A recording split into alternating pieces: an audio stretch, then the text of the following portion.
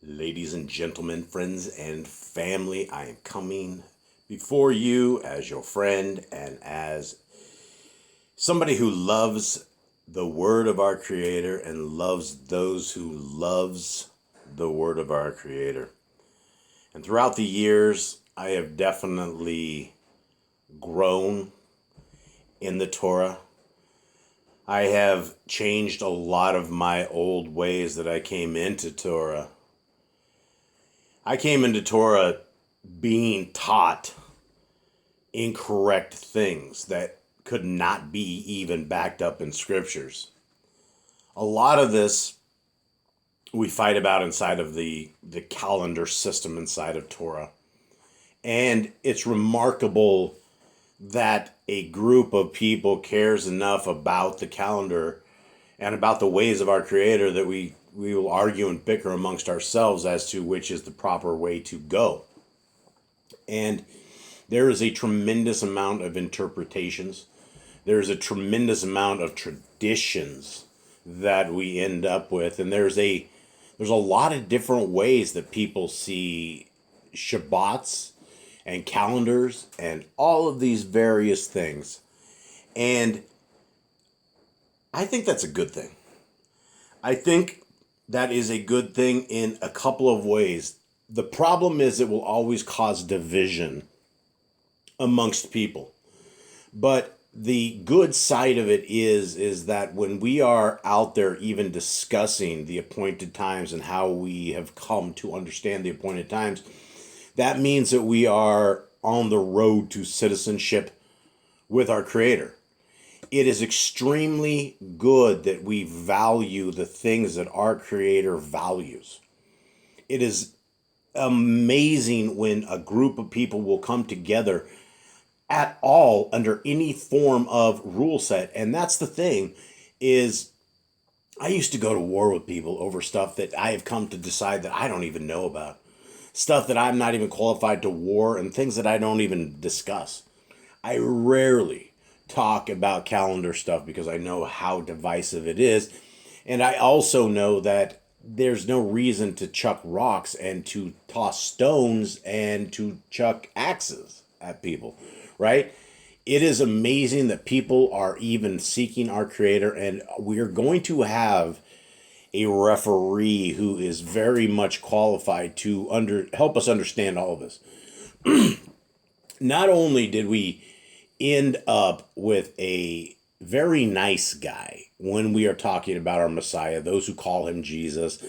His name is Yahushua. There were no J's. It's like 1529, the year 1529 when the letter J was invented. So the man's name was never Jesus, and the Hebrew man's name would have never been the son of Zeus. And so as we come to the understanding that we have been deceived in a lot of different ways, then one thing that we can glimmer from Messiah Yahushua is that he's a very nice guy.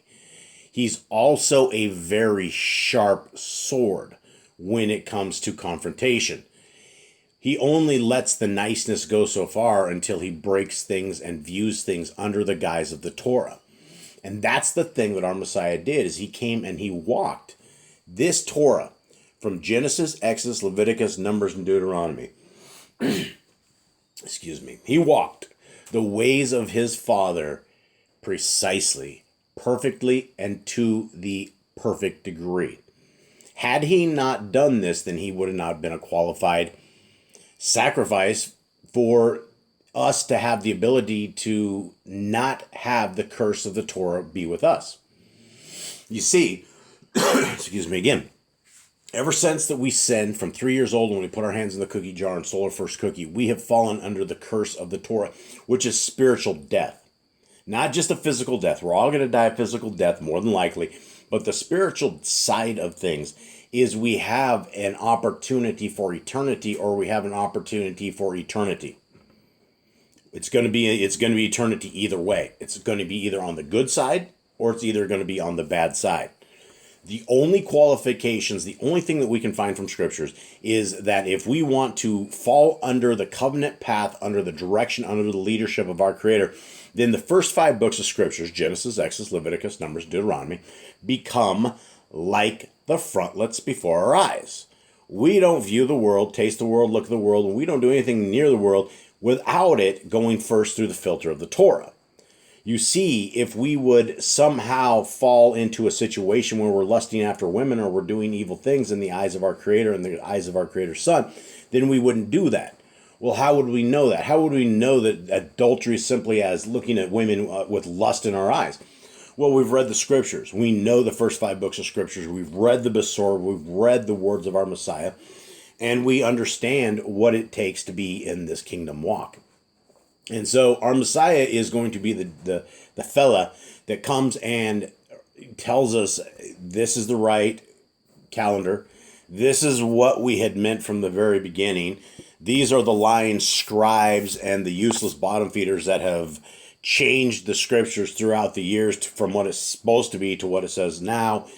It's all going to be revealed. We're all going to go, oh, where I'm like, this is going to be like a whole, it's going to be hours and hours and hours of, oh my, yeah, I got it. Okay, right? So the path forward is simply that we follow the Torah to the very best of our understanding and we don't stray from that. And that is what the kingdom people look like. And when you look at people that know the Torah and walk the Torah, they become much safer than the people who have nailed the laws to the tree, right? There's all these different sets of laws and guidelines that we have as a community, as a people, that we should have applied to our lives every single day that stop us from hurting our neighbors, stop us from hurting our family, stop us from hurting our Elohim, stop us from hurting ourselves. Right? Unclean food, right? All of that jive that people are like, oh yeah, bacon it is.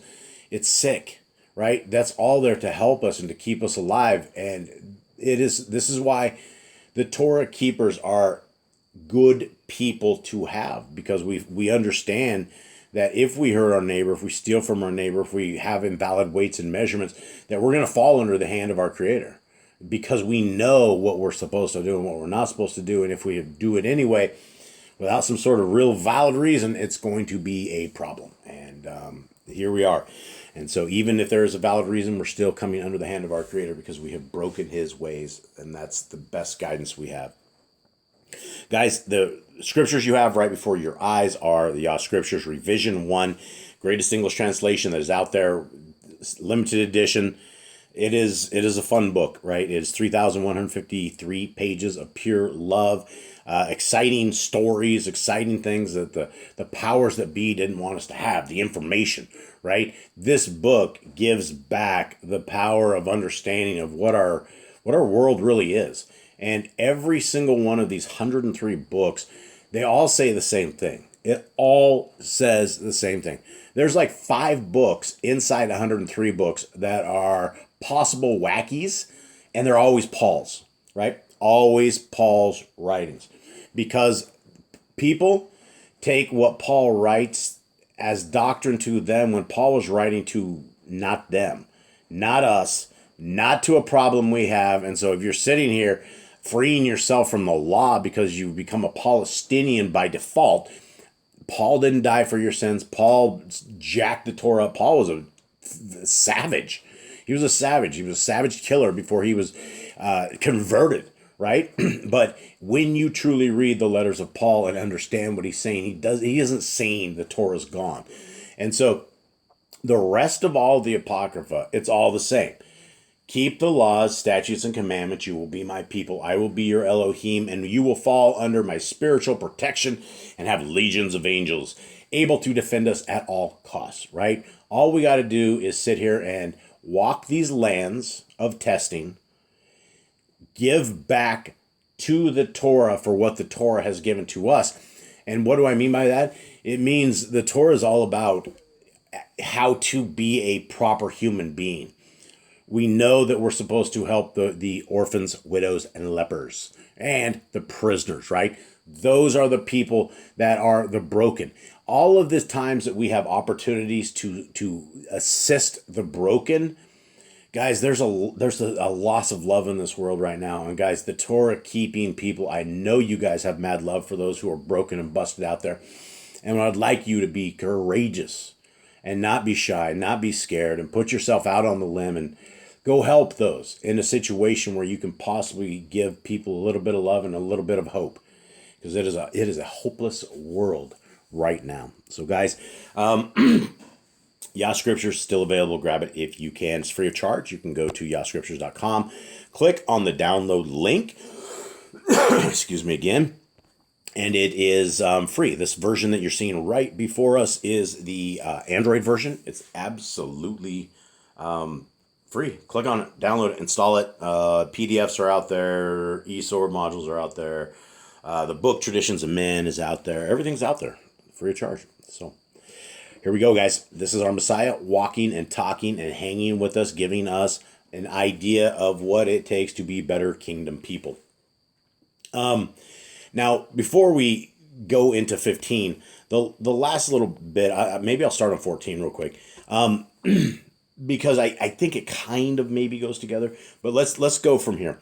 This you must always remember. This is Messiah talking. When the corn is ripe for cutting, the harvesters come, and it is gathered in. But though it die, many ears have ripened on the stalk, and from these will spring other plants. You are the ripening grain. Go forth and sow the field in which will grow plants, bringing the rule of Elohim into being.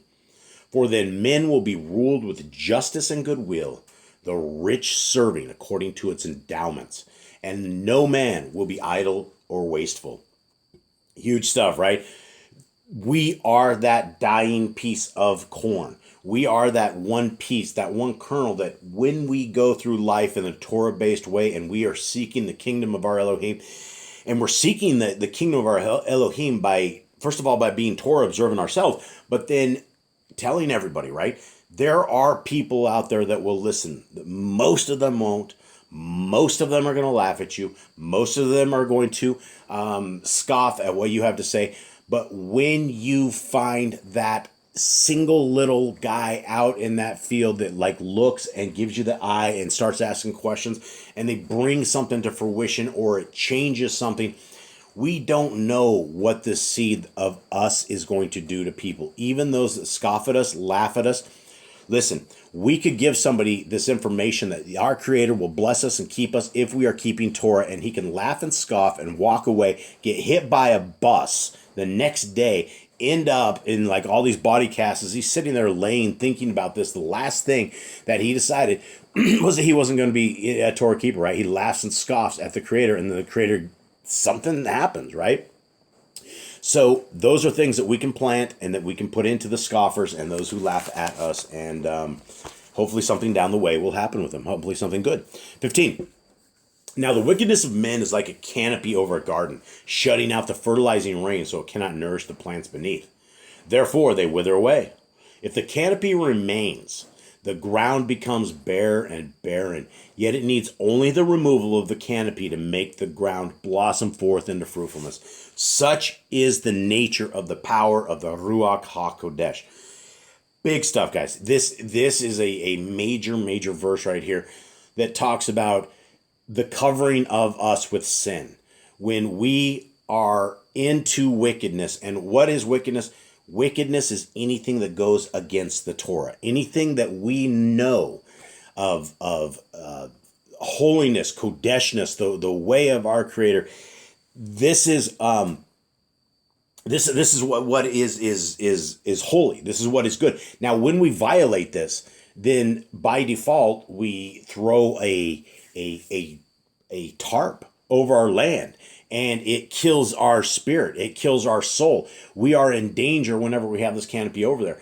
I'm always talking about people with the addictions of pornography and the world of nudity and nastiness and grimliness that is out there. And I'm always begging those who can hear the light, see the light, and get themselves away from that thing to do so, to secure themselves in a spot in the kingdom, because the kingdom isn't going to be for mad adulterers like this. It's not what it's about, right? We need to get rid of the sin in our lives and Pornography would not be as popular as it was if there wasn't a problem with it within the people. And I know there's a tremendous amount of people that are still stuck in this, guys, and you can get out of it. You can find that way out. You can seek our Creator, replace it with scriptures, replace those urges. They will leave you. They will disappear. It will become ugliness and nastiness in your eyes. I promise you. Just give it time. Now, continuing on. Pornography is only one of them, right? There's a lot of different things that we can get into that when it covers up our ability for our soul to grow, the Ruach HaKodesh is not able to get into this. So let's make sure that we do not have a canopy over the top of us and that we can get the power of the Ruach HaKodesh into us, that our Creator is working through us, and that his strengthening is in our soul to properly help us walk these lands. And so to do this, the Ruach comes in, but it only comes into the parts where there's not wickedness. And so we need to cleanse ourselves and cling ourselves and fast and pray and repent and make sure that we are walking this kingdom path to the very best of the Torah's ability in our lives. Now, continuing on. 16. One of the Talmudim say, one of the disciples, "We have seen that the power is a miraculous thing, but the effort is beyond many of us." Yahushua said, "That is the hair in the dough. Apathy must be overcome and effort expended." Crazy stuff, right? This is the hair in the dough. For anybody that's into cooking, that's the stuff. We don't want the hair in the dough. That's not good. So Messiah says that apathy must be overcome and effort expended. So this is something that obviously this guy's like, well, he had like the Eeyore. You guys remember Winnie the Pooh and Eeyore, the guy that always was sad? Nothing was good, and he kept losing his tail. That's the Eeyore mentality, and we don't want to have the Eeyore mentality. So Messiah says right there, apathy must be overcome. And every time I think of apathy, I always think of little Eeyore and the apathy of that little donkey in that little cartoon from back when I was a kid. Now, continuing on. Kepha, Peter, said, "We shall go to Jerusalem. What if the people call on you to lead them into battle? Surely you will not ignore their cry." Big stuff, right? This is what the people were looking for back in the day. The current Hebrews of the time, the two tribes of Israel that were in and around the area at that time, they were looking for somebody to free them from the Romans. They're looking for King David part 2. They're looking for the Saul, somebody who can save them from this oppression that they are under right now. And so a lot of people, when they found out that Messiah was not that dude right then, they lost hope and they didn't understand the plan. And the plan is not that Messiah isn't going to be that dude, but he isn't going to be that dude right at this moment. He's going to come back and he's going to have some crazy, mad powers that's going to be able to melt metal and destroy the world's armament. It's going to be like, it's a one-sided war when Messiah comes to battle. And so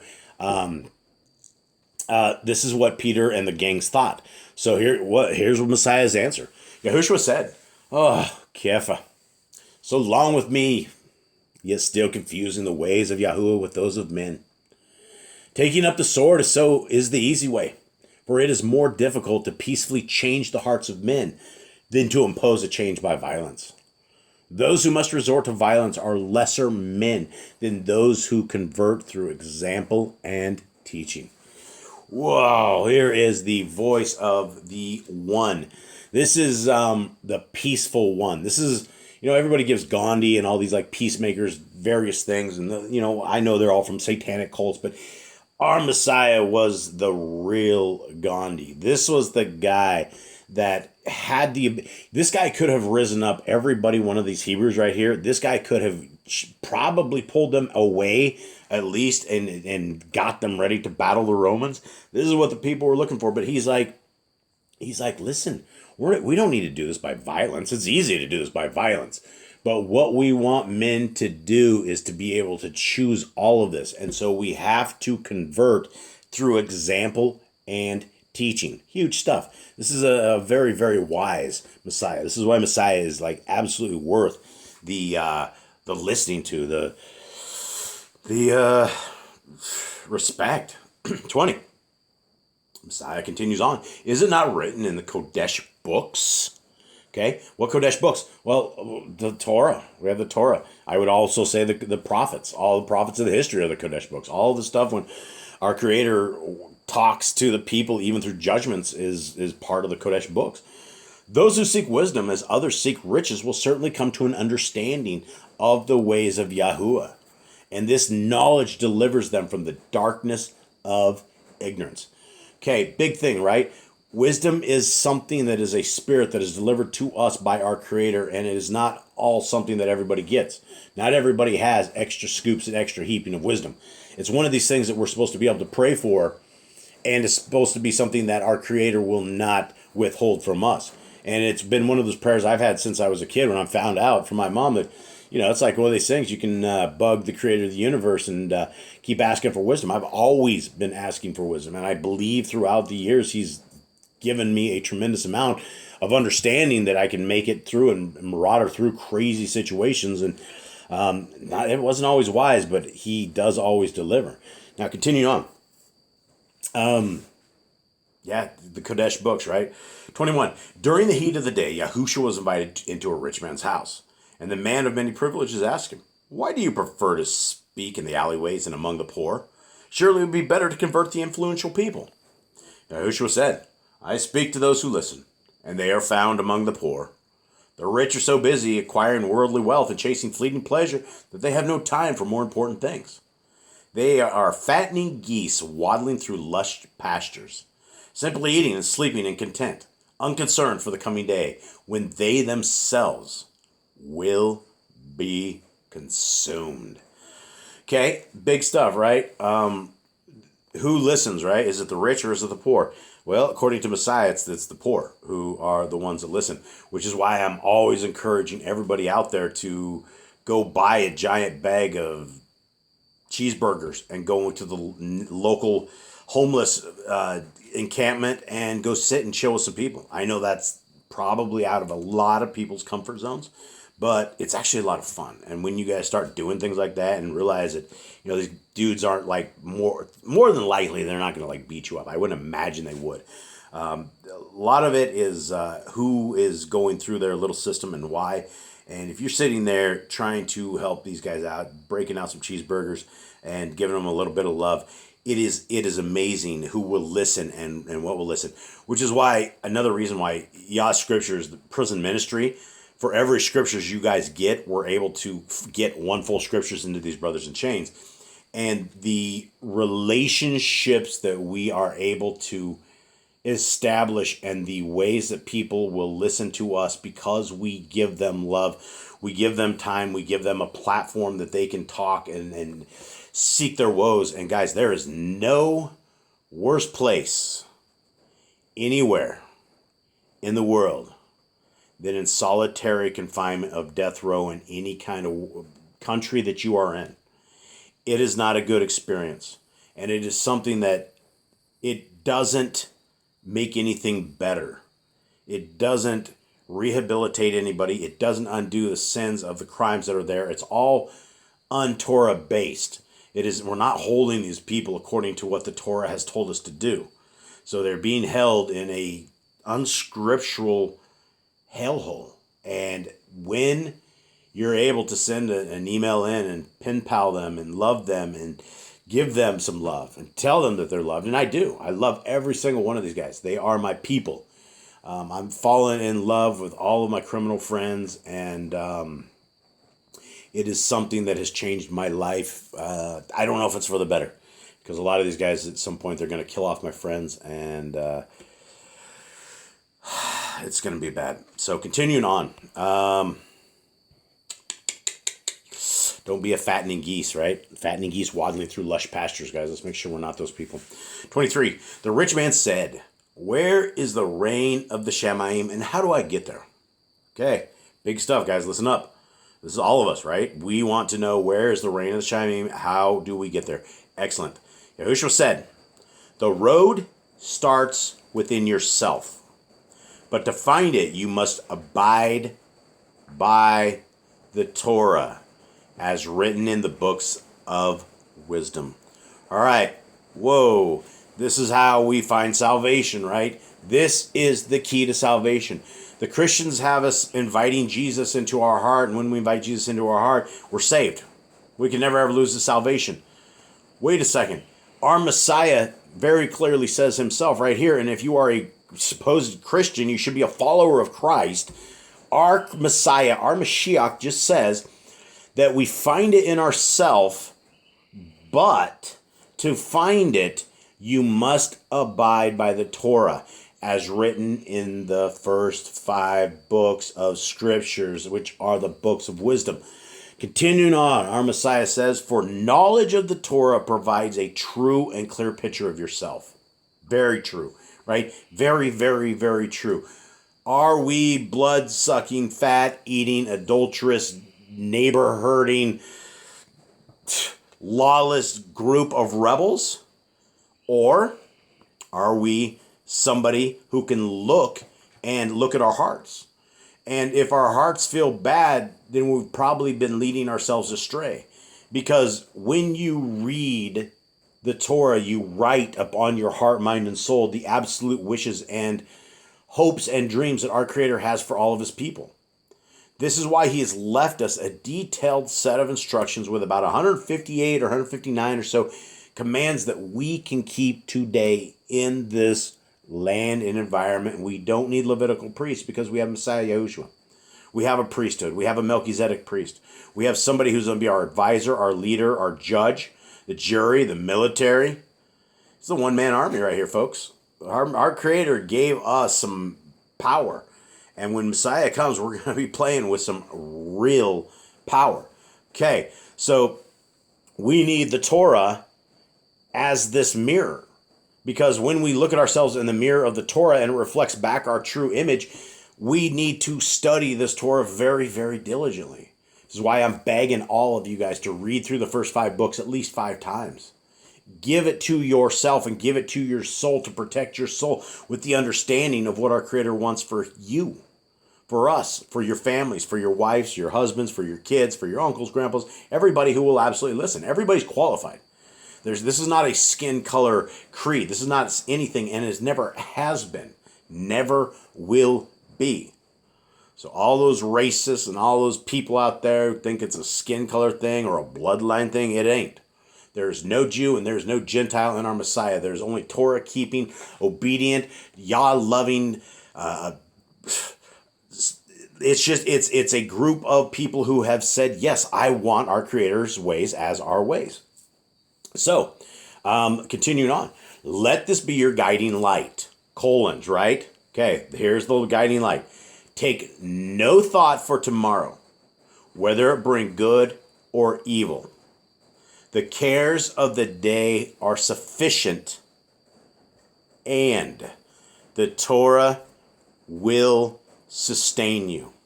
This is 100% opposite than all this Christian mumbo-jumbo. This is 100% opposite of Mormonism, 100% opposite of Jehovah's Witnesses, 100% opposite of Catholicism, of Islam. There's all Muslims. It's every single religion that is. Nobody says anything about the first 5 books of Scriptures, right? Everybody they may incorporate first 5 books of Scriptures, but then they go off and they put a cabiles of other stuff out there, right? It's not just about the Torah. And this is where we need to come back to. We need to have the Torah in our arsenal as complete diabolical weaponry of savagery that we will not allow anything to happen in our life until we are completely protected by the grips of the Torah. And you're not going to get like that. You don't have protection of the Torah unless you know the Torah. That's the power. That's the power up. That's when you guys want to be sustained by the Ruach HaKodesh.